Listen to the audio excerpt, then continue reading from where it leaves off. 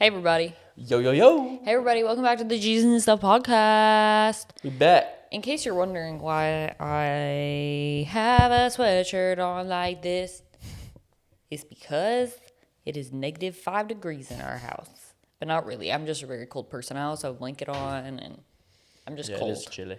It was 67 degrees. All right.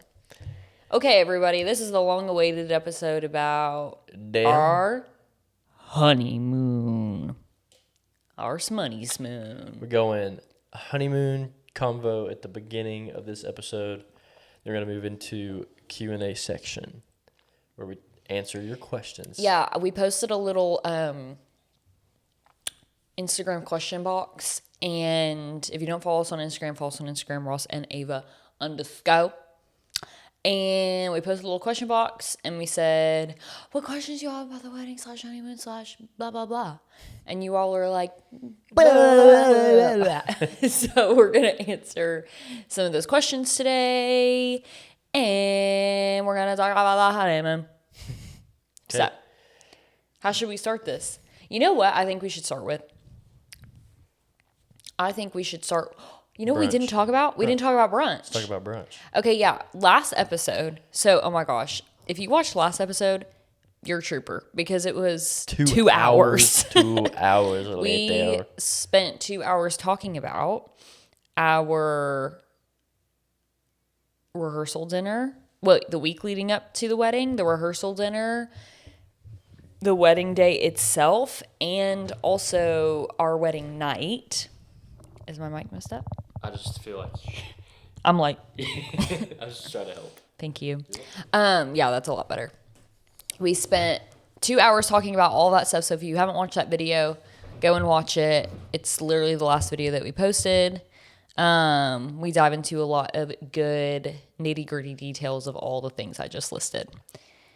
That being said, we were going to talk about Sunday, which Saturday is when we got married. And then Sunday morning, my mom hosted a brunch for me and Ross, and then Ross's parents and grandmother, and then some family that was in town from out of town. Yeah. For that morning. So we're going to chit-chat about that. Then we'll move into honeymoon, and then we'll move into the other stuff. Yeah, so that's just kind of where we left off. Yeah, because we were so tired of talking. But I think it's a good spot to pick up. Because low-key, that started the honeymoon, for real. Kind of. It just started like... It started our traveling. Right after that, we started our travels. It was kind of that, and it was kind of like, okay, wedding is over now. And then it was like moving, it felt like... Transitionatory. Yeah, I guess transitioning into like feeling like we were on our honeymoon. Yeah. So I have the same problem going on here. Wait, then I'll chit-chat really quick while you're fixing your microphone. I'm good now. So the funny thing about this brunch is that whenever we told people that we were going to have a brunch the Sunday morning after our wedding night, people were like, that's going to be so weird. It's going to be so awkward. Everyone's going to be asking you about your wedding night. Everyone's going to be making weird faces at you, and it's going to be so uncomfortable. And genuinely, I was a tiny bit worried about that, but it was honestly one of our favorite parts of the entire wedding weekend. I think that, of course, like, people know their families and know what maybe they can or cannot do in different contexts. But I think that we knew that it could be awkward, but I didn't think it would be. I genuinely didn't think it would be either. I didn't think it would be if we didn't, like, come in and be like, hey, guys. Right. If my friends had been there, yeah. It would have been weird. Yeah. My friends were like, I debriefed with my bridesmaids. A couple days ago. Yeah, a couple days ago. And that was funny because they were all like, dude, if we had been at that brunch, we would have been so weird and awkward. And I was like, yeah, that's exactly why you weren't invited. Yeah. Anyway, yeah, it was... You just said it was one of your favorite parts of the weekend. It was one of mine, too. Yeah. Again, I said this in the last episode about our rehearsal dinner, but it was just another moment where there were lots of people that, like, we really love. Mm-hmm. I mean, not that if you were just at the wedding. Yeah, no, we're not ranking, but... No, but, like, family. Just close family that We're closer to. Obviously, on our wedding, like at our wedding, we weren't able to debrief it in real time with those people. Or just like stop and chat for a while with each of those individuals. Right. Yeah. Yeah. So that brunch was definitely an opportunity for that. Mm-hmm. Basically, it was so casual. Like, my mom had set up in our dining room, like, a bagel station with, like, salmon, capers, cream cheese. But then there was, like, fruit and little quiches and cinnamon rolls and danishes. Mm-hmm. Like, just so cute. And then we were probably there for, like, 2 hours. Maybe longer, yeah. She had little coffee for us, orange juice. I mean, it was just the cutest little thing. Yeah. And we just got to chat with all of that family. And it just felt like kind of putting us a little bit more into reality again. Because it was like, rehearsal dinner and wedding day. It was so elevated. So dressed up and like laser focused on what we're doing. And the itinerary, like this. This was so like show up, do what you want, eat some breakfast and chit chat. Yeah. Yeah, it was great. It was great, like, just to be able to break into different kind of conversations with different people, and, yeah. Yeah, so that was really good. If you are thinking about, which I know that's more of like a traditional thing to do. I don't think a lot of people do that nowadays anymore. I feel like people just go straight to their honeymoon. But if you are considering doing a brunch the day after, or if your family has asked if you want to do a brunch the day after, 10 out of 10 recommend, as long as you feel like you're going to be comfortable. I mean, I thought it was great. We might get into this with a couple questions, but this just made me think about planning our honeymoon. Mm-hmm. I don't really know what made us do this. Oh, the day. Yeah. Take the day. But, like, if you are able, this is what we did. And yes. It was great. Oh, my gosh, it was great. But we got married on Saturday and didn't leave for our honeymoon until Monday. So that gave us all of Sunday to feel a little freed up. Mm-hmm. And, like, that we didn't have to go straight to the airport after our wedding. We didn't have to go straight to the airport the morning after our wedding. Yeah. It was just a nice reset because after the brunch, we literally went to our house, but Ross's house. We came here. Yeah. And we took a nap. We crashed. We were so, again, like if you heard our podcast last week, like we were so exhausted just from the entire week. We came here and we took like a 2-hour nap. Yeah. And then was so nice to be able to do that. Yeah. Then went to dinner in town, and then headed to Nashville. To Nashville for the night to stay the night there. Because our flight on Monday morning was 5:30 a.m. So talk about a test of your marriage the first week of your marriage. Like, we were traveling internationally and having to be at the airport at 3:30 in the morning. Okay, so well, let's get into that part of the experience. So, we stayed in Nashville, and because if we didn't stay in Nashville, we're like an hour outside of Nashville, so we knew we needed to be at the airport 2 hours early. This was our first. Okay, wait. Another pause. Yeah. This was me and Ross's first time traveling solo. So my only experience with flight, the only time I've ever flown like the traditional airport way was when I was probably 10. The last time was probably 13 or 14 years ago. And since then I've flown, but it was part of work, and it was working with football. You just get to drive straight on the tarmac, like in the bus, or it was like a very small regional airport, and there was like a 30-second security check, and you were out. Mm-hmm. And so it was like I didn't have any idea how to navigate an airport, and definitely not how to fly internationally. Yeah. Oh, man. So, and that was my first time going out of the country was our honeymoon. Yeah. So I was like, I don't know if I was nervous for that. I think I just knew we'd figure it out. I also knew that we were giving ourselves almost 2.5 hours to figure it out. Yeah. So anyway, my point being, we didn't, or I think you said that, we didn't know really what we were going to be getting ourselves into. So we wanted to give ourselves more time. Mm-hmm. And so had we not stayed in Nashville, we would have had to get up at 1:30. 1:30 in the morning, probably 1 in the morning. Drove. Just to give ourselves the time. We would have driven to Nashville. And then been at the airport. We would have gone to bed and then just woken right up. Yeah. But yeah, we woke up at 2:30 in the morning. Ross, so husband-like, packed all of our things and made sure everything was situated while I crashed. I was like just crashing. And I miss our honeymoon. It was just fun, even the traveling part. Yeah, then we went to the airport, parked at the airport, and went to check in and like TSA and stuff. Yeah. I mean, I didn't know TSA closed and opened.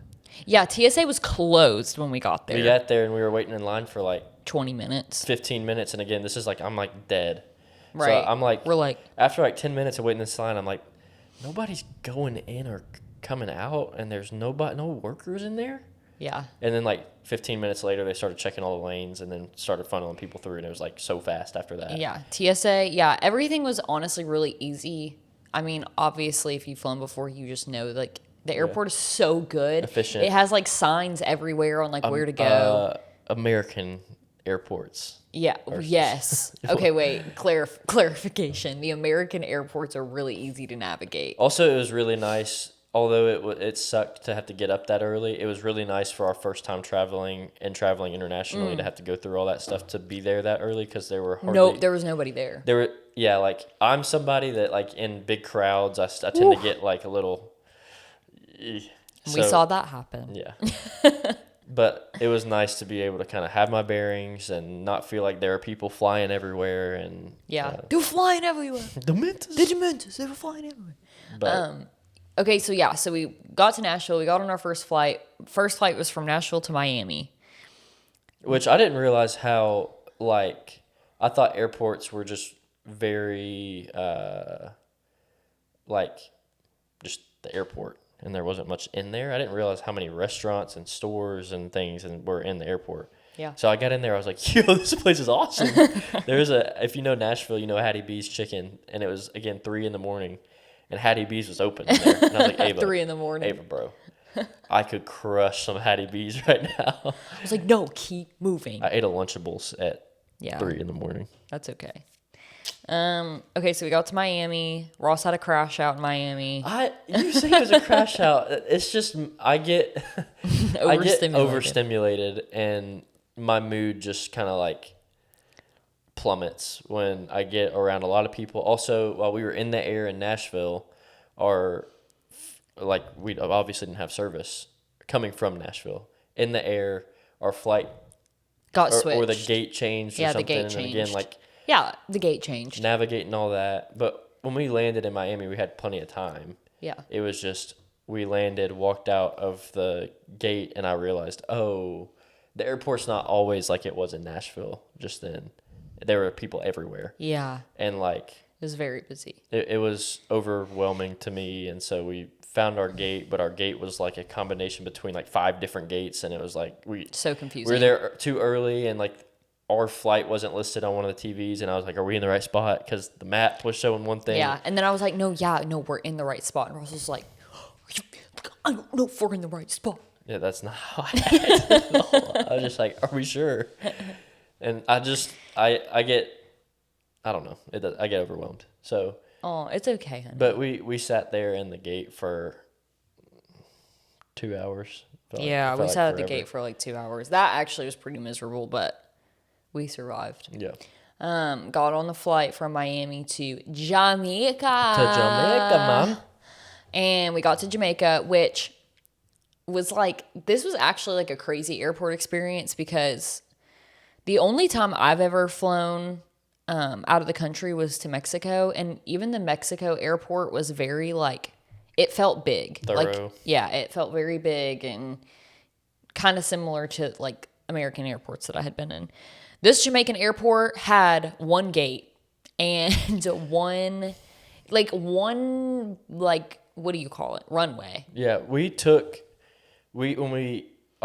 flew from Nashville to Miami in a bigger, I think they were 737 jets, if you know what that is. It's like a bigger commercial airline. Yeah, I don't know. But then we got on a different kind of plane, a smaller one, to go from Miami to Jamaica. And even that, when we hit the runway, you could tell it was this runway. Short. This runway is probably a little too short, And so, I mean, they slammed on the brakes in the plane. Dude, it was crazy. We were all like, whoa. And then when we got over Jamaica, it was like we were already so excited because you could the water just see the water. Was so pretty. Oh my gosh, the water was so pretty. Yeah. Got to the Jamaica airport. We went through all of their security stuff, which was, again, it was just so different. It was like, we don't really want to bore you with all the details, so there's no need to like go super step by step. Yeah. But when we went through, it was like we were like, where the heck are we? It kind of felt. It felt weird. It felt very third world. Yeah. Like just a very different vibe in the airport. Like maybe they don't take it as seriously, and I almost felt like. No, I felt like they took it pretty seriously, actually. Really? Yeah, because they like checked our temperature and everything too. Yeah, but it like I'm saying that the workers like. Oh, like they do this every day, kind of thing. Yeah, it was just very like. It's also just Jamaica. It was our first experience of Jamaican culture. Yeah, everyone there is like pretty laid back. Laid back. And so, but we're going through this tight little hallway and it's like everything is very small. And I was like, this is a little sketchy. Mm-hmm. And then that's when we got through everything and looked to our left and there was that sandals like lounge. Which this is actually a really funny part that I remember. Everyone that was on that plane going to Jamaica, well, basically what happened is when you got off of the airplane and you got through security and everything, they would ask you like, are you going to Sandals? That was like one of the first questions that they would ask. And then it would be like, okay, if you're going to Sandals, you're going to go over here. If you're not, you're going to go over here. Every single person on that airplane, except for 2 people, were going to Sandals, which... Again, that was just like so, it was just so funny to me. So based on the fact that that's probably how it is the majority of the time, that a flight from Miami to Jamaica is like, or tourists, just wherever. Sure, yeah. There's literally part of their airport. I would say that. Part of their airport is a Sandals lounge. Yeah, I would say that Sandals lounge is probably like half the size of the airport. Yeah, it was crazy. It takes up half of it. Yeah. So we got in there, we waited in the lounge for like maybe 15 minutes. It was like bougie compared to the rest of the... We waited in the little Sandals lounge for 15 minutes and then the shuttle came, took our bags and everything and took us and like maybe 3 other couples to the resort. Yeah. And we pulled up to the resort and it was freaking beautiful. It was like from the moment that we got to that lounge, everything was like we didn't have to worry about anything. Oh my gosh, they took our bags. They gave us waters. Talk about being catered to. Yeah. So nice. Yeah, they just took care of us. And then I'd heard stories from my parents traveling internationally and just from others too, but that you kind of feel bad like driving through all of the country to get to your resort because it's like you're just experiencing like poverty. Yeah. And we did somewhat experience that. I'm sure that some of that was due to the hurricanes that were pretty recent, but then also some of it was just that's poverty, normal. Yeah. And it was very different than anything I'd experienced. And then like part of it was like some empathy, then part of it was like I'm a little nervous to be here to some extent, but then we pulled up to the resort and it was like from my perspective as like thinking through safety, we pulled up and I was like, oh, there's like security gate, super there's a guard, off, there's cameras everywhere. Yeah. Like we're fine in here. And then we pulled in and it was like this place just is stunning, bonkers. Beautiful. Honestly, one of the first things that we noted was like their landscaping was just absolutely insane. Like you talk about master landscaping, it was like the grass was perfect, the flowers were perfect, the bushes were perfect, like everything was perfect. The colors were every color so there is vibrant, like just so beautiful. Can I have some of that? Yeah. Here you go. There you go. What happened after that? We went to a little lounge. They gave us drinks immediately. We walked in the door and they were like, would you like to try our signature cocktail? And we were like, yeah, we would actually. Sat in the lounge while they got our room ready. Our room wasn't ready yet. So then they sent us off to go get pizza on the beach. and we ate pizza on a beach, and then we went up to our room, and it was so beautiful. If you follow us on Instagram, then you were able to kind of keep up with that. But yeah, it was so beautiful. Yeah, I don't know exactly how to like talk through the honeymoon because there weren't.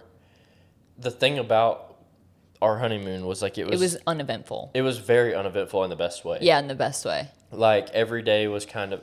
I equated it to, if you don't know the episode of if you're not a SpongeBob person, then this isn't gonna register. I'm sorry. But we are SpongeBob people. Upbringing. Yeah. But there's an episode of SpongeBob where Squidward gets his like dream neighborhood. Mm-hmm. It's like every house is the same, everything's perfect, everything's pristine. And his routine is literally like the same. It's like the first day is like, oh my gosh, everything's so amazing. Mm-hmm. And then every day from then on, it's like everything's kind of the same routine. And that's how it was for us. Mm-hmm. And honestly, by the last day, I was like, we were ready. I was like ready to go home because it was like almost tired of perfection. Yeah. But that's not to say that it wasn't the best. It was just like, if we were to go step by step through every one of our days, it would be like the same thing over and over again. It would not be that entertaining. Yeah, this would not be entertaining. But however, overall gist of every day, the vibes, like literally every day, we'd wake up, have breakfast. That might have been room service. That might have been one of their nice restaurants at Sandals. Then we would either spend the like mid-morning to afternoon at the beach or at the pool. The beach was our favorite because the water was just so beautiful. Also, it was so warm. You could like swim in it and like have no issues. It was great. And then after that, we would go back up to our room. They had these little like soaking tubs on the like patios or porches. Balcony, the balcony. And we would run a tub, and then we would order more room service. Dude, we were eating so much. Like gluttony at its finest. Like we were 7 deadly sins. But we would read up there, and the balcony. If you don't follow us, I can probably throw that video in here, right here, the balcony video. But it was like we were up on the 3rd floor, and the way that building was designed, every single balcony looked out over the water. That was my favorite spot because it was shaded. Mm-hmm. It was breezy, so it was super cool up there. It had the tub that could be a hot tub or a cold plunge, and then the view was just like the best spot that we had at all through the whole week was there. Yeah. So we would go up there. We would normally run a scorching hot bath. And then we would order, again, more room service, get some snacks, nachos, quesadilla, and we would sit up there for a little while. Then we'd either like take a nap. Normally we would take a nap. And then we would shower, get ready for dinner, and go to one of the amazing restaurants that they had. Yeah. Were there 7 restaurants? 6 maybe? No, there were 6 or 7. I think there were 7. Because there were 2 we didn't try. Yeah. Yeah, there were 2 that we did not go to. And I think we went to 5. 4. You're right. We went to 4. There were 6. And then the Rum Club. Yes. Yeah, we need to talk about these restaurants because neither Ava or I are like big drinkers at all. Oh no. But no. There was this. It was like a rum club, which I don't know exactly how to describe it. But it was almost like it's probably a pre-dinner or post-dinner. Yeah, kind of vibe. Yeah. We went just about every day before dinner, and they had good drinks that were more like the. Again, I don't specialty cocktails. I don't know how to describe. I don't know how to talk about. I don't know. I also don't know how to talk about alcohol. But it was like more. While the beach bars were more like your fruity kind of cocktails, this was more like there was a lot of bourbon stuff. There was a lot of like spiced ginger things. I don't know. Yeah. No, there were still some fruity things, but they were just like a little bit more like mature. Is that the right? I don't know. I mean, it wasn't like a pina colada. Yeah. It was like it wasn't like a mojito either. It was just like darker beverages. Darker. I don't know if that's the right way. Rum and vodka, warmer, and bourbon, whatever. I don't know. We don't know how to talk about alcohol. Yeah, exactly. This is actually getting a little bit cringy on my end because I feel like we don't know how to talk about alcohol. Anyways, we would go to the rum club. We would go to the rum club almost every single day before dinner. The reason being, oh my gosh, y'all! Not only did they have drinks at this little club, they had snacks, and you know we like to eat. And they were all like little appetizer foods. oh my gosh. Oh my gosh. Probably, honestly, Rum Club was my favorite food of the entire The two things that if I could have, I'm looking at our backyard right now. If I could have a little pond of blue water like it was in Jamaica, and then if I could just have my fridge always stocked with the marlin spread. The marlin spread. The smoked marlin spread. If you are going to Sandals, Dunn's River for your honeymoon/vacation, go to the Dang Rum Bar and get you some smoked marlin spread. This stuff was like... It was top 5 things I've ever eaten. This was crack cocaine, okay? This was like so freaking good. It came out with this... It was this little like dip with like little peppers on top. And it came with these little crunchy little baguette bread chip things. And it was just heaven. It was so delicious. And then not only that, but... just to like kind of touch on the service of Sandals, this is like a Sandals ad basically. To touch on the service of Sandals, we would go to the rum club and the workers would like come up to us, take our order, whatever. But then while we were waiting for our order, like they were bringing us other appetizers that we didn't order. They were like, this is my favorite. This is the chef's favorite. We just wanted you to try. And it was like, yeah, bring me freaking food. Keep in mind, it is all inclusive. So it's like, that's not just like a handout, but it's still like that's the thing about an all-inclusive, especially at Sandals Dun River, that was like, it was just, everything was good. You didn't have to worry about, should I really order this? Yeah. Like, should I really get 5 appetizers before dinner? It doesn't matter. Should I get 3 drinks before dinner? Everything in Jamaica, the vibes are no worries, no problem. Let us take care of you. Eat as much as you want. Drink as much as you want. Have a good time. Yeah. Experience the culture. Which I think that's the vibe of an all-inclusive anyway. Like, no problem. Do what you want. Eat what you want. Drink what you want. But, like... accentuated. I've been to all-inclusives before, but, like, this staff... I don't know if this is just how it is at every Sandals, but, like, the staff here was so, like... Please, like, we want to make this the most enjoyable experience of your life. I want to shout out... And it seriously is no problem. Sandals, if you see this video... I want to shout out, her name was Rebecca. Was it Rebecca? It was Rebecca. I'm 99% sure. Are you positive? I'm 99% sure. So we are sitting on the beach one day. We had just gotten to the beach. And Rebecca comes up to us and she's like, do you need anything? And we were like, we're very much like, no. No. We're okay. We can do it. We were like, no, we're okay. And she was like, okay, kept walking down the beach. And then... she goes over to this bar that's behind us, and then after a second, Ava's like, can we go up to the bar and get something to drink? And so we both go up, and she looks at us, and Rebecca, she's like, no. She's like, no, what are you doing?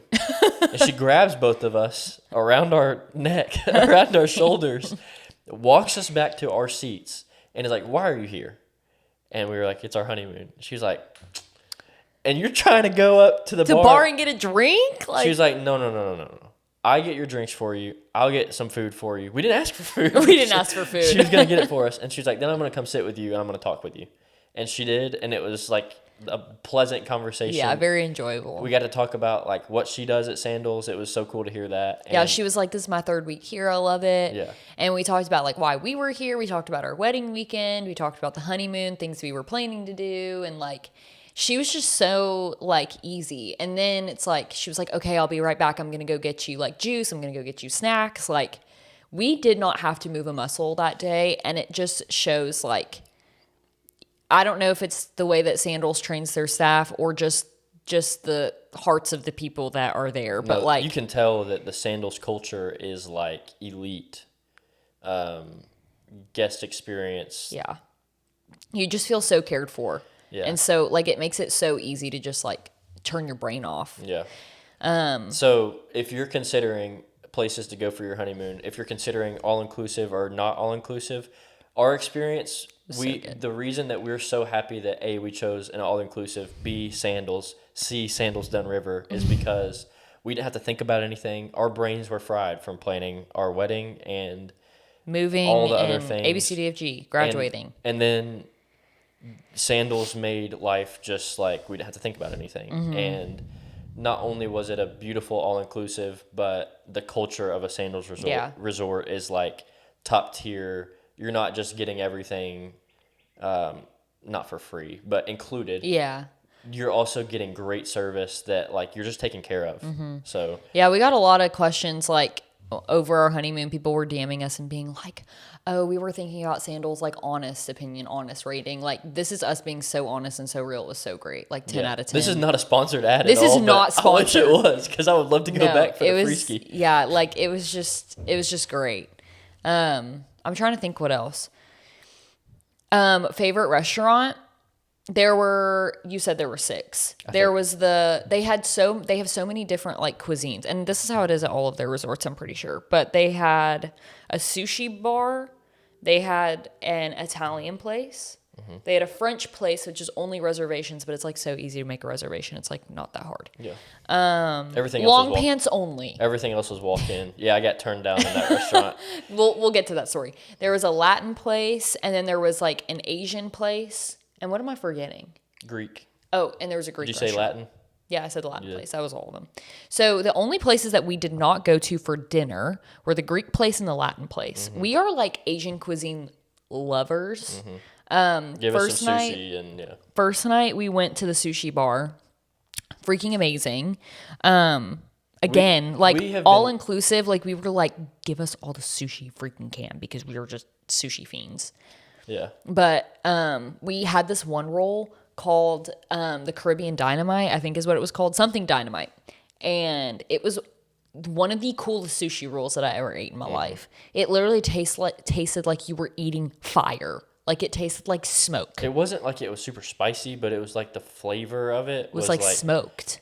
Yeah. I don't think I've ever had, I know there's like a liquid smoke flavor that you can use. I've never had it before, so it might have been that. But it was like, so good. We both tried it at the same time and kind of we looked at each other like, yo.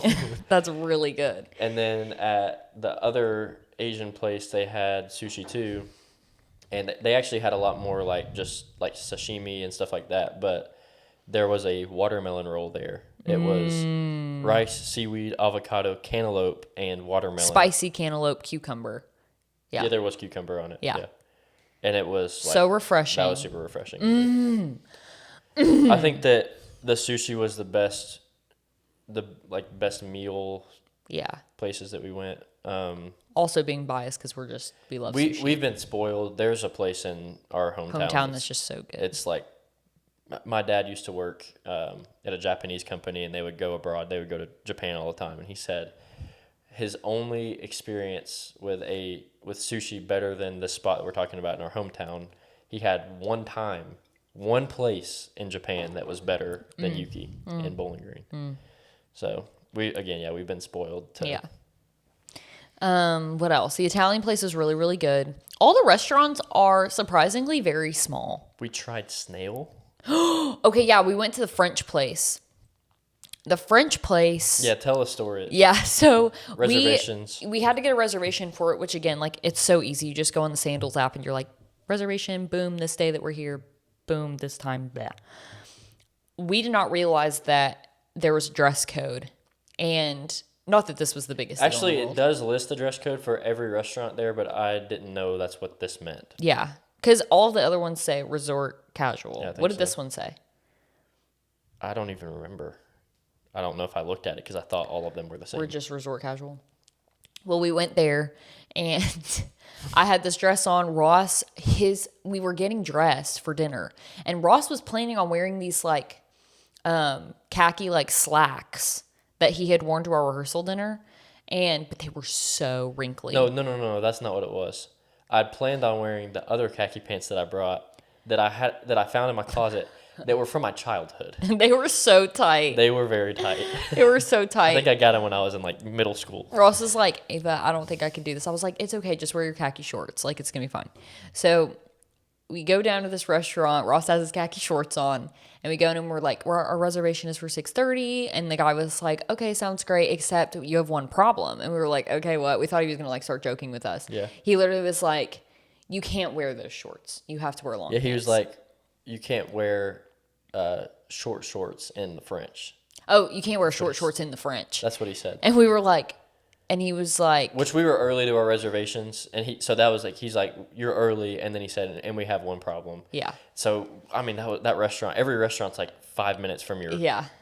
But I thought it was so funny because he was like, you're gonna get in trouble if you wear those. And I was like, okay, we'll go change him. We ran upstairs. Ava's never used an iron before. I've only ever used a steamer, so they had an iron in the room. So we ironed my pants out, the other pants that I brought that were really wrinkly. So fast. Switched into those, and I think we were back down in like 10 minutes. Like maybe 5 minutes late for our reservation. Anyways, yeah, we did have snail at that French restaurant. That was another, like, that was so yummy. It was good. Very good. It was different, but it was like... Snail tastes like mushrooms. Yeah, it was on toast. Delish. Yeah, it was good. What else did we have? You literally had our wedding. I had our wedding entree there. It was better at our wedding, in my opinion. Yeah. It was cordon bleu. Cordon bleu. So stuffed chicken. Chicken stuffed with ham and cheese. And I had some fish and yada, yada, yada. There was one night, our last night, that the food was just like the best part because you could just eat all the time. The last night, we went to the Rum Club for snacks and drinks. Then we went to our favorite sushi restaurant again, had sushi and sashimi. Then we went back up. You just get up and walk out. And then you just get up and walk out. And then we went up to our room and got dessert for room service. I mean, we were all over the place, like just chowing down. Yeah. Overall, what was your most favorite thing that you ate at Sandals? I think Hanami. Yeah, the first sushi restaurant. The first sushi restaurant we went to, it was the Caribbean Dynamite. I am Is that your favorite? 80% sure that's what it's called. I think that was my favorite. Besides the marlin spread, I mean that was the best. But like the best at a restaurant, yeah, I think that was my favorite. My favorite, besides the marlin spread, was when we went to the second sushi restaurant, Banyu, and the like just everything, the watermelon roll plus the like poke with those chips and. The sashimi, oh my gosh, that yellowtail. Yeah, it was also. Oh my gosh, like melt in your mouth. The fish was so all good. Yeah. Anyways, yeah, this is all to say that if you're thinking about going to Sandals, #go. Yeah. Then we left. Mm-hmm. It was the perfect amount of time. Again, like we're such homebodies that like 4 days was the perfect amount of time for us. Yeah. Come Saturday, we were like, all right. It's 4 full days, 5 nights. So we ended up having like Friday. 4.5 days. Yeah. Yeah. There was a coffee spot we didn't talk about. Yes. Okay. So the coffee, we're just spoiled. We have our favorite coffee shop here in Bowling Green. So, I mean, we're always going to say that coffee's like the best. I think we could find coffee that objectively, what is that like? That's like fact. Objectively fact. Objectively is better than what we're used to in Bowling Green, that we go to this coffee shop every day. And I think that if we found objectively better coffee, we would still say that Spencer's is better. At least we can recognize that in ourselves. Yeah. But the best part about this coffee shop, it was at the top of the hill of the resort, so you had to kind of walk a little bit to get there, away from the pools and the ocean and everything. But the landscaping there was like, it literally felt like you were in a rainforest. It felt like a jungle. It was so beautiful. So pretty. And we found Domino's. We love there. They had like games and stuff. They had like Jenga, Connect 4, like a bunch of different games. But we found Domino's, and Domino's is specifically Ross's jam, but I've gotten into it because of Ross. And so we would sit up there for a couple hours and play Domino's. So. Yeah, it was good. It was like, again, the coffee was not like the greatest. The coffee itself, I had a cold brew. It was the best cold brew I've ever had. So I think that, like making a latte is an art, and I just don't know if that's the one thing that I would say that wasn't executed perfectly. Very well. Yeah. But there was it wasn't a latte, I don't think. It was called Jamaican, and it had some of their local rum. I don't know if it was actual rum or if it was like a syrup. Oh. I don't know what it was, but that was good. It was coffee and that either syrup or rum. It was yummy. And then the cold brew was really good. Yeah. They had good pastries and stuff. Anyway, this is a lot of details. Yeah, about we're just food. we're just you giving. can tell how we feel about food. Bro, we love the freaking food. We left. Other than that, though, Sandals, Jamaica, Dunn's River, beautiful resort. Just beautiful atmosphere. Yeah. Amazing. Amazing staff, amazing culture. 10 out of 10 recommend. So yeah, we'll probably go back at some point. Okay, so then we left. Mm-hmm. They You've shuttled been us. trying to say that we left. I know. I just I don't know how detailed that they want about all our food. I mean, I could talk about the food forever. Went to the airport, left. Do we want to talk about our plane incident? Our flight. This is one thing that I think that I would be way more. I would love to travel the world, but I do hate. Flying? I think I just hate going places and having to sit and wait for a flight. Valid. Like I would almost rather road trip somewhere with. Yeah, we did talk about that. And that's one thing, but like if I have to go. If I'm flying somewhere and then I have like a 7-hour layover somewhere, that makes me like really frustrated. Well, originally we were going to have like an 8-hour layover in Miami. So we were going to fly home and we were going to come from Jamaica and be in Miami for 8 hours waiting on our flight to go back to Nashville. And that was like, I was dreading that all week. I didn't think about that a whole lot really, but I was dreading it. And so on Wednesday of our trip, I was like, I'm just going to check. Let me just look. And so I figured out that there was another connecting flight to Nashville. Might have been cutting it a little close, but again, I don't know what cutting it close really is. I thought we had plenty of time. So I switched the flight. We were going to initially fly out of Miami. Like 4:30? Initially at 11 Oh, yeah. p.m. The first time, yeah. So we weren't going to get home to our actual house until like 3 in the morning, coming home from Jamaica, which would have been so awful. brutal. So then getting it switched, it was supposed to be boarding in Miami around 4:30, I think, taking off at 5. Long story short, we got there. Flight had been delayed again while we were in the air from Jamaica to Miami. We got the notification when we touched down that flight had been delayed. It was like an hour delay, so whatever. I'm okay with that still. It's 6 hours before we were going to take off the first flight that we were on, so whatever. Then we get on the tarmac, and we're in the plane on the tarmac for 45 minutes. Flight attendant comes over the intercom, and she's like, sorry, our plane, they took the catering to the wrong plane, and so we don't have any ice or pretzels. Like, what shall we do? We've all been sitting on this plane for 45 minutes. Everybody's like, we don't care. Give a we don't give a rip about the pretzels. Just get us in the air. And so then 10 minutes later, the pilot comes on the intercom, and he's like, I have some unfortunate news for you all. My co-pilot has reached his time limit, and no matter what, even if we got the catering, we would have got to the end of the runway and his time would have expired, so we would have had to stop, turn around, and do this anyway. But we're going to have to ask everybody to get off the plane. We're currently looking for a new co-pilot. Typically it takes around an hour and a half to 2 hours to find. So I would ask for you all to deboard the plane, take all your stuff with you, and wait at the gate. Great. And we were like, perfect. Bruh. And so literally, we were all getting off the plane. Ava and I we're like midway through the plane. Everyone else in front of us was off. We were walking. It was like we were about to step off the plane, and he was like, "Good news, we just found somebody. He's 5 minutes out, and we're still gonna have to ask you to get off the plane though." So I guess protocol, whatever. So everybody gets off the plane, and then they board us back, and then we sit on the tarmac for another 45 minutes. No, it was like an hour. Maybe an hour. And the AC doesn't turn on until you're in the air, and we didn't. It was really rough, it was y'all. Hot, so we were on the tarmac in the plane waiting for a total of like an hour and a half to 2 hours. That was the worst travel experience we had this entire week. And honestly, we had little to no problems the entire week. So, like, we can't complain that much. Also, we got home before we originally were going to, like, we got home at 10:30 p.m. that night. Yeah, so before like, we were initially even going to board in Miami, so. Yeah, so, I mean, what a blessing that is, but also, like, ugh. We could have been home at 7:30. That's the stinky part about just traveling. Whatever, like, again, yeah. Moments like that.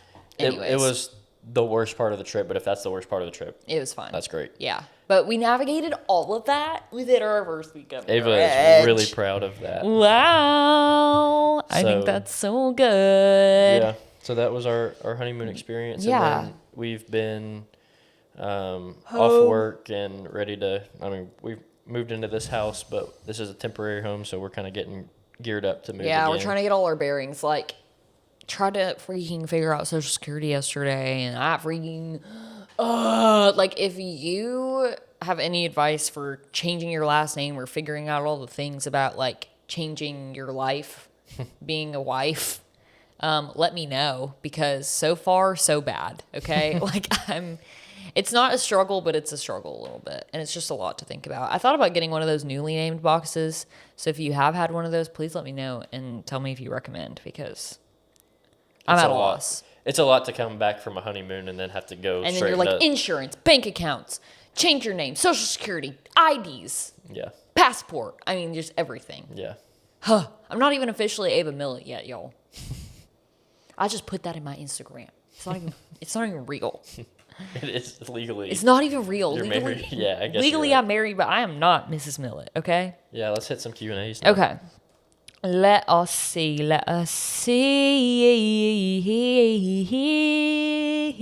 We're going to try not to go 2 hours. We're at 45 minutes right now. Oh, we're literally fine. Chilling. Oh, okay. We're going to try to focus on some of the honeymoon questions first, and then we'll dive into some more of like the wedding night, all those kinds of questions after, because we already covered a lot of that in last week's video. A lot of what you guys asked. Okay. What advice, I can't see her name, but one of you asked, what advice do you have for picking a honeymoon destination? My biggest piece of advice is, well, this is what we talked about and discussed when picking our honeymoon destination. One, we knew that we wanted all-inclusive because we didn't want to think and we didn't want to use our brains. Even if that meant spending a little more money, it was worth it to us to not think at all. Two, we knew we wanted to go somewhere tropical with water. We knew that. And then three, we wanted the shortest amount of travel time possible while still being able to have an all-inclusive. Shorter amount of travel time. There are not all-inclusives in America. Just putting that out there. There's only one, and it's in Key West. Yeah. We knew that we were going to go out of the country. So that being said, going out of the country, we wanted the shortest amount of travel time. Yeah, which I think it's probably closer to closer to go to Mexico. Yeah. So there was there was a safety factor in there, and there was a travel time factor in there, and there was a all-inclusive factor, and there was a money factor, and then we looked for a long time. We looked at so many all-inclusive resorts, and we found so many nice ones within our price range. At the end of the day, we ended up choosing Sandals because we knew that it was a trusted chain. Mm-hmm. Like, we looked at a lot of boutique all-inclusive resorts, and we actually had like a travel advisor help us look at some, and we looked at so many. And again, we ended up settling on Sandals because we knew it worked for so many people. Yeah. And so many people trusted it already that it wasn't like you were just going into this boutique resort with like a couple people telling you that it was good or like seeing reviews. I mean, everyone knows Sandals is good. Yeah. I don't think I've ever heard of anyone having a poor experience at Sandals. Was there a slight Michael Scott Sandals Jamaica trip factor? Yes. Slight. Okay, we did think, we were like, when we settled on Sandals, we were like, Sandals Jamaica, duh, because of Michael Scott. Yeah. But yeah, that's how we picked. But I would say that's how we did it because we had our best case scenario in mind. But I would recommend, if you can swing it, yes, an all-inclusive. There are, the difference in price ranges is crazy. Like, you could have spent 5 times the amount that we spent to spend the same amount of time in our resort if you chose a certain room, but that we also were not in the cheapest room either. So you could do it on a budget, but if you also don't have a tight budget, then it's also still great. So I would say that, again, I said it earlier, but I would recommend an all-inclusive because if you've been planning a wedding, if you've planned this trip, if you've done all of the things that lead up to a wedding, then you will be so thankful for your decision to just like go somewhere that you don't have to think. Mm-hmm. I'm sure what you just said was really good. I was mentally processing all of these questions while that was happening. I'm going to be completely honest. There are so many specific questions about wedding night. Mm-hmm. We might just want to do like a separate video on all those. Let's do it. But let's answer some of the more like wedding questions. Okay. No more honeymoon questions? No, that was literally the only honeymoon question. Cool.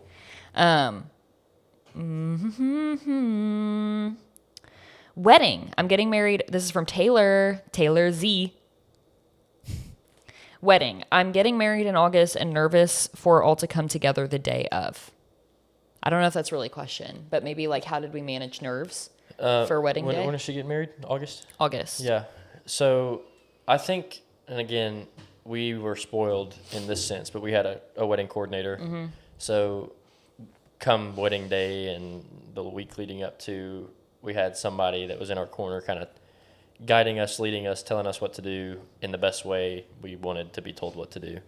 So if you have a coordinator, just lean on the coordinator. If you don't, chit chat with them constantly. Even if you only have them hired for like day of, like just be in communication with them about like how the day is going to go. Go over your timeline. Like one thing that we did with our planner,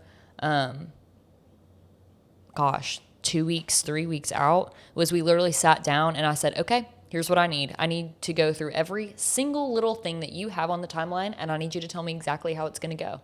Mm-hmm. Because I've never had a wedding I have never been married. So let me just walk me through this process. So if you have somebody that has your timeline or is working on your timeline, literally go through every detail with them. So you're mentally prepared. If you don't have a planner, again, I don't know exactly. I think that the more that you lean on your bridal party, the easier it can become. Mm-hmm. In the last episode, and since the last episode, several people have asked for it. But Ava made for her bridesmaids a list of like their day of responsibilities. And so that not only kind of clears up like, okay, so these are the things that need to get done, and these are the people that are going to do them. Just make it very detailed, and don't be afraid to ask more of your bridal party. I mean, they're in your bridal party for a reason. It's not just like to stand there and be pretty. I kind of always thought that the bridal party was like just your friends that you just wanted to be there, but at a different level. Uh-huh. No, if you're asking them to be in your bridal party, yes, it is because you love them and you want them to be, a bigger part of it. But by being a bigger part of it, you can ask more of them. Yeah, you can ask them to take on some responsibilities. I didn't ask a whole lot of my guys, but they stepped up and did things that I didn't know I needed to happen that day. So the more prepared you can be, like if there are things that you're like, I don't know how this is going to happen, just make a list of those things and then delegate those responsibilities to your bridesmaids or groomsmen. Yeah, and if you want that little list of the jobs that I gave my girls, again, I sent that to a lot of you guys. Not a lot. I sent that to a couple of you guys already. And if you want it, just DM us on a Instagram, and I will email that to you. Okay, next question from Andrea. Budget. Everything's so expensive nowadays, and I don't want to spend too much. Valid. Yeah. So again, there's it's so different based on your context, but we were blessed to have our family help, and also some random situations. So our venue that we got married at, Ava grew up kind of dancing there sometimes for her dance program, and my family pictures when I think I was 3 years old were out there with the venue owner. She took those pictures, and so my mom knows her, and Ava had experience with Lots of connections. the venue and the owner. And so we had basically a venue that had 3 tiers that you could choose from. And we were initially in the first tier, the lowest tier. one. And then this is what I would say. If you have a skill that you think could benefit the venue / the venue owner, offer it.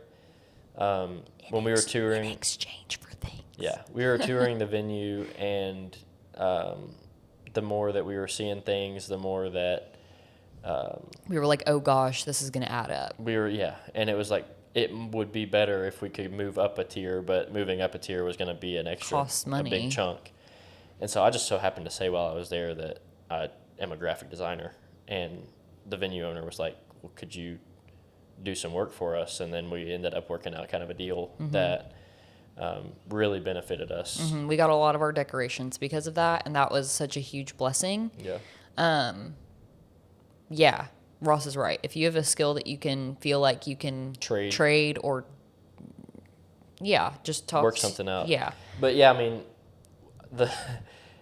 if you want to serve alcohol at your wedding, then you're not only having to think cost of the alcohol itself, but the bartenders. A lot of places have rules that you have to have a licensed bartender, and the security. You got to pay security, insurance. Yeah. So there's like fees on fees on fees for things that you would never know until you get to it. And so I would say that you just got to also be like pretty unapologetic about, you don't have to, where you have to cut costs. Yeah. So like if alcohol is not a big deal to you and you see what that invoice is looking like, then you can cut it. And you don't have to feel bad about like your guests that are coming are going to not get to have alcohol. Like, big deal. The 2 pieces of advice that I have for managing the budget is, one, if you have friends that have businesses that would be willing to cut down costs on some of the vendor things that you need, talk to your friends. Like, our videographer was our friend, and our photographer was our friend. And specifically from the photography standpoint, when we talked to Avery, that's her name, when we talked to her the first time, we were like, listen, this is our budget. We can't really budge on that. Like, is there anything you can do for us, because we want you? And she was super good at being like, yeah, let's work within a price range that you all can work in. And you can do that with any of your vendors, but it definitely helps, like, having a relationship with those people. Can I stop you? Yeah. Sorry, is that okay? Yeah, that's fine. Keep going if you want to. Go. That's another thing about the budget too, and knowing like your wants, because Ava and I both were like, we did not want to settle for less on photography and videography. Those are 2 things that we wanted, lasting memories of our wedding day, and also just for the purpose of content. Yeah, because we do content. We wanted to be able to spend more there. So yes, we did pull friends in that might have given us some deals, but we still paid for a higher level of photography and videography. In my opinion, I know that yes, they are 2 of our friends, but they are great at what they do. Yeah. And I want to pay not for their base level, but like I want to support them in a way that's like, this job is going to be a better paying gig for them. I don't know if it was for both of them. They might have way better paying gigs. I don't know. But also that gives us a result of more. Whereas, again, I said alcohol, like, yes, we did choose to serve that, but it wasn't like... Yeah, we were very limited on that. Yeah. You can probably... I don't know... We didn't do this. We had a spreadsheet for our budget, and kind of we knew what our budget was and just started adding stuff, and kind of we saw how things were adding up, and then we were able to say, okay, maybe in this department we can cut here. Yeah. I think that if you ask, I don't know how people feel about AI, but I think if you use it in the proper way, it's a great tool. So use it to, like, ask ChatGPT, can you make me a budget spreadsheet template for my wedding? This is how I feel about all of these different things, and also give me areas to think about that I might not be thinking about. It will give you a result of like all of the different categories of things that you might have to pay for that you're not thinking about. And then you can like plug in how much you care about certain stuff, and then it can kind of help you create your ideal wedding day. Yeah. The other thing that I was going to say for budget things is like Amazon is a great tool. And if you're wanting to cut costs in certain areas for like just kind of the random things that like you don't really think about how you need them. Like for example, our send off wands, $60 for like 100 little wands that lit up because we couldn't have sparklers. Like that was super cheap and easy. My girls' PJs came from Amazon. My shoes on the wedding day came from Amazon. Like those are the things that people like genuinely don't care about and they don't matter that much. And those are the places for those random things that you can also cut costs.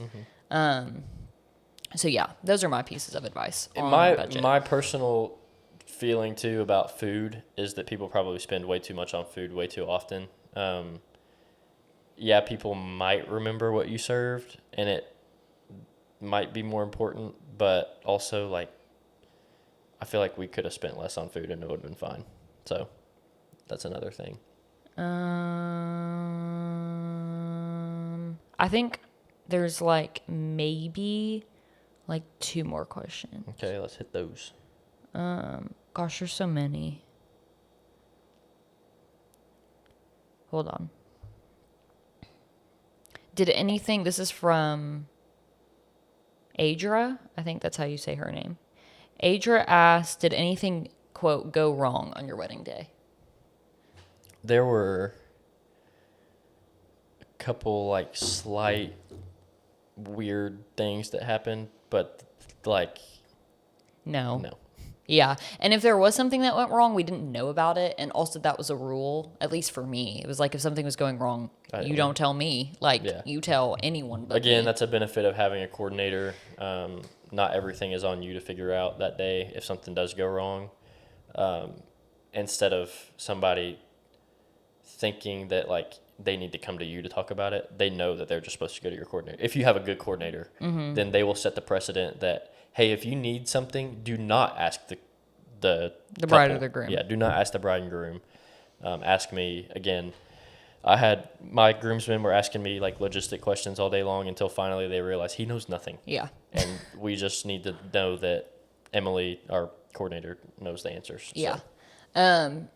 As for like maybe tiny things that went wrong, like I don't know if you would really even count this as wrong, but the one thing I can think of is that it was really hot that day. Like it was very, very hot. Everyone was sweating. But that was planned for too. Like it would have been added cost for us to get married outside. Yeah. And so to us, we're like, well, it's going to be June.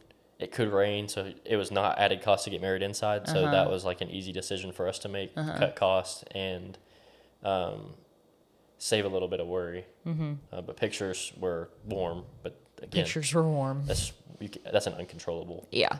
But as for anything else going wrong, not that I know of. So if Sorry, that's probably a Emily, if you know of anything that went wrong, just we thought don't about let me know. If you've made it this far in the episode and you think that it would be good to have our wedding coordinator back on here to just kind of like debrief our wedding. We've had her on here before the wedding, and that was a fun conversation just to talk about her past experiences and kind of a little bit of prep for our wedding. But if you'd want to hear her come back on and debrief, let us know and we'll do that. Okay, I'm going to go one more question. Okay. There are so many. Like, we might have to do another Separate video on Q&A because there are so many questions and they're so good. It's like I want to spend like 15 minutes on each question. Okay, we can do it. Okay. How have you two, this is, I can't read that username very well. My apologies. If this is your question, love you. Have you two spiritually felt different since after the wedding, good or bad? You can. I've answered every question first. You can answer first. Thanks. I think that spiritually, how how do I explain? Like, I don't, maybe like a little bit. I don't feel like I feel that different overall after the wedding. But not, I think we said this in the last episode, like, I feel the same low key, but in a good way. Like, we expected this large amount of like life change and like emotional, like brain altering emotional and spiritual change in our lives.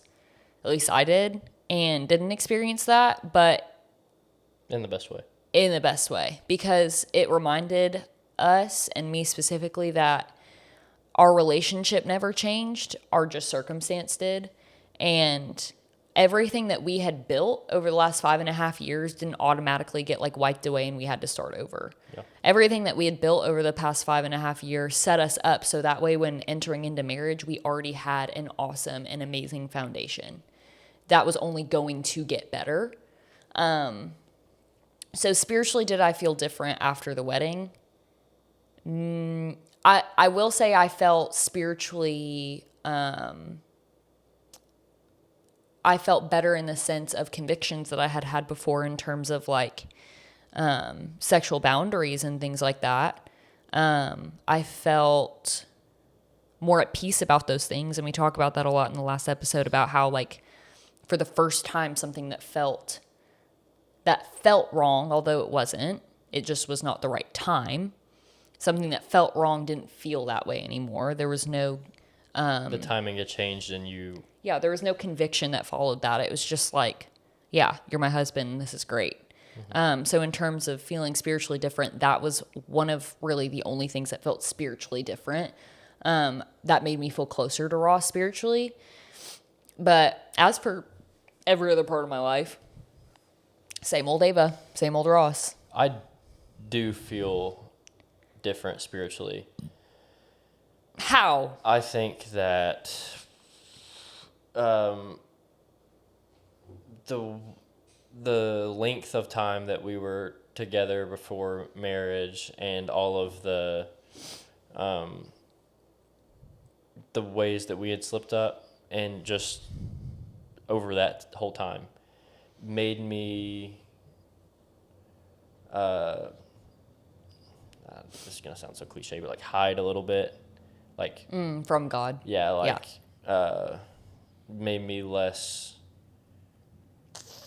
inclined to go to him. Not even inclined, but like it was almost like I avoided reading the Bible because I didn't feel worthy. I've never really struggled with that before, but like in the past year probably, it was like I was a little bitter because of, you know, how long we'd waited, and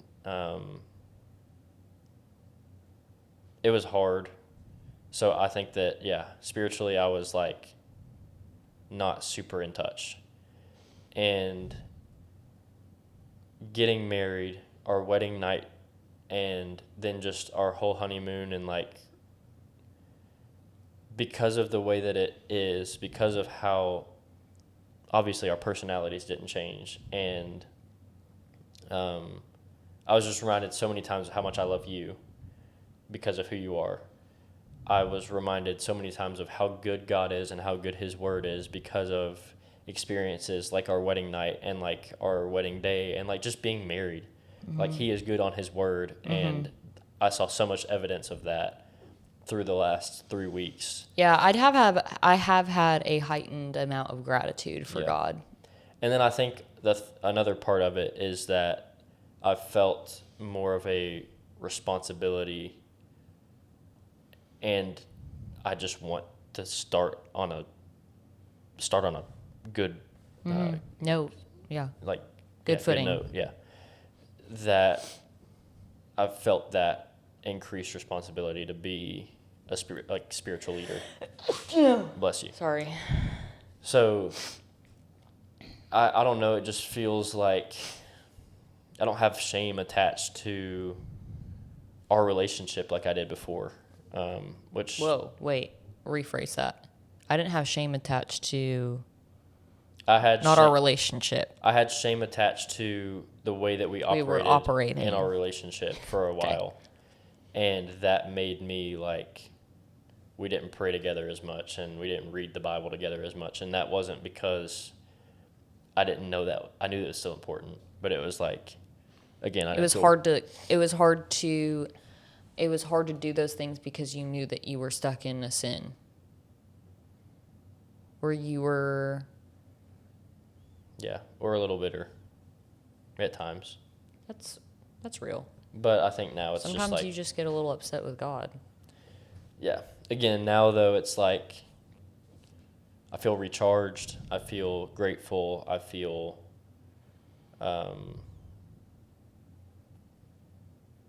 convicted to be more of a leader and more in touch with God because I haven't been solid in that. So yeah, it's like exciting to me, and it feels great. Yeah, to be closer with Him. So yeah, but that's the last one I wanted to end it on. Okay, we need to do another video that is all questions that you all had because you have really good ones, and I think I could talk about each of them for an hour because they're really great. Okay, well then you want to wrap this one? Yeah, wrap it. Wrap it up. You tie want to pray? It with a bow. I prayed in the last one. Sure, I'll pray. If you'd like. I'll pray. Hey, God. Hey, God. Dear Lord, thank you for this day. Thank you for the opportunity to sit here and talk about a time in a season that we prayed for so long. Just because of that, you are so good, and we know that you keep your promises and that you love your children and that you answer prayers. I pray for everyone that's listening to this video. I pray for everyone who is in their engagement season entering into their wedding. I pray for everyone who just got married that is a newlywed, that is navigating this newlywed season like we are. I just pray that they lean on you. I pray that we lean on you, Lord. I pray that you strengthen our relationships with you. I pray that you give us wisdom, give us insight on how to best live our lives in a godly relationship, to honor you and to build your kingdom, because we know that this isn't just about us. This isn't just about our relationship, but this is about like us, aka us three, the three amigos. And we love you so much. Thank you for everything. Thank you for your sacrifice. Thank you for your love. Thank you for your mercy. Thank you for your ability to stand by our side, even when we fall short. And we love you. In your name, I pray, amen. Amen. That's what I got. Okay. Okay, well, thank you so much for watching the Jesus and Stuff podcast. We'll see you next week. And if you have any questions, comments, concerns, or prayer requests, just DM us on Instagram. And we love you so much. Sorry for sleepy in this episode. We sleepy because we've been serving at the church this weekend. And that's all we got to say. In your name. Oh, I was about to say, in your name we pray. Amen. Bye, everybody. Bye.